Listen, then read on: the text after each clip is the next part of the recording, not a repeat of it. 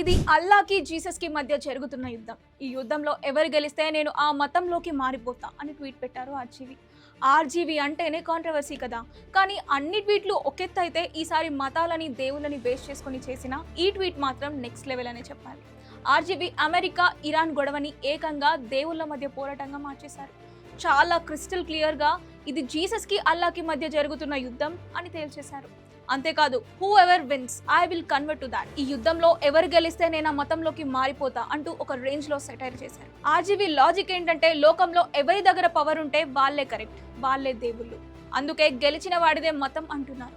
ఈ గొడవని March 19న release అవుతున్న సినిమాలతో పోలిస్తూ బాక్స్ ఆఫీస్ దగ్గర దురంధర్ 2, టాక్సిక్ సినిమాల క్లాష్ లాగే ఇది కూడా ఒక క్లాష్ అని, ఒక దగ్గర ప్రాణాలు పోతే ఇంకో దగ్గర డబ్బులు పోతాయని తన స్టైల్లో లాజిక్ చెప్పారు. ఎవరి దగ్గర పవర్ ఉంటే వాళ్ళే కరెక్ట్ అనే ఉద్దేశంతో తన పాత సినిమా సర్కార్లోని డైలాగ్ జిస్కే పాస్ పవర్ హే ఉస్కా రాంగ్ బి రైట్ హో జాతా హే అని కూడా ఈ సందర్భంగా ప్రస్తావించారు. ఈ ట్వీట్లు సోషల్ మీడియాలో తీవ్ర దుమారాన్ని రేపాయి.